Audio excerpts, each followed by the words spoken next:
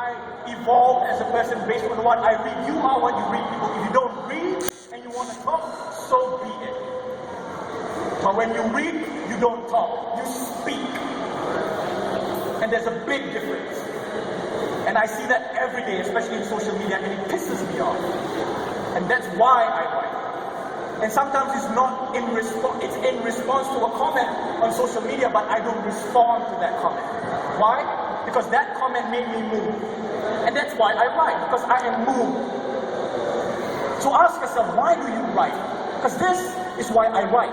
And I believe in writing for what I see is true. And I understand that everybody has the same pair, has a different pair of eyes, but it's still eyes nonetheless.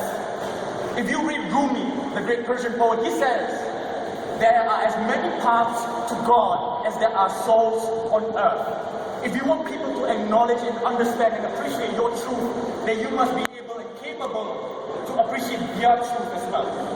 And if you can accept and appreciate that, then you should know that truth is multifaceted. And we live in a world where we cannot accommodate multiple truths. And that's the crux of the problem. And that's what I write about, and that is why I write.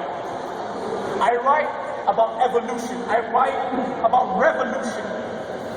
And when I write about revolution, I write about how it should not be politicized, because the revolution will not be politicized.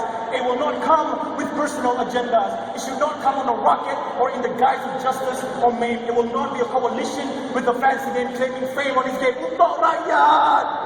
The revolution is not a game.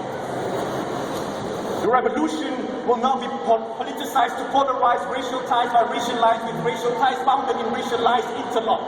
In a social contract of imbalanced scales where one party says, you must not object. Another says, money conquers all. And another goes, must I come?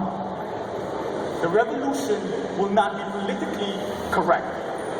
The revolution will not be scandalized to cloud the views of voters' eyes and commercialized to private screening privates in the Carcosa where people change sides like Captain Barbosa. The revolution will not be privatized to optimize profit size by family ties and utilize private funds for public funds for private funds to commercialize the potential of favorite sons so they can go to the land of the rising sun and launch a policy for us to look east, while they go west and juggle affairs like filthy beasts, with the same girl in the same room and the same hotel, the same politician re-elected because money conquers all. The revolution will not be on cheap buttons, it will not be bad designs and small printings. The revolution will not come in lame slogans where, kerana mo Malaysia, saya akan berkhidmat untuk negara dengan mesra cepat dan betul kerana peribahasa budaya kita, dengan bersih cekap dan amanah kerana kita anti rasuah agar negara bersih, rakyat sehat dan Malaysia akan menjadi cemerlang, gemilang, terbilang. Malaysia boleh, satu Malaysia.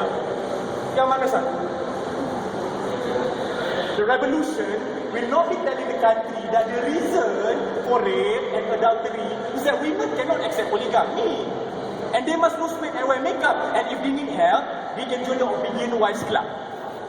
The revolution will not, the revolution will not be a clean election, because what's the point of a clean election if the candidates are dirty? The revolution will not be overnight development in rural areas based on the electoral solstice, which is the current practice. And when, which is the current practice, and when everything gets eaten up by a landslide, they call it an act of God. But they act like gods, masters of this land, princes of this earth. Apa cerita ni polisi, you must not object. Apa bumi kota, you must not object. Kata open tender, ini semua benda, you must not object. But bro, money conquers all. Because you see, this has made me wonder, how did we get here? Don't you know that the social contract is a social concept in the social context that the colonists needed slaves? So we were called to make social contact. The revolution should not have been politicized back in 57, back in 63, back in 98, and back in 08. And if you can't relate that, we can end this debate and recreate the perfect state for our mixed heritage to propagate and procreate new tastes and sounds, new sockets and gowns, and we can be the princes of this earth with our new crowns, because the revolution will not be politicized.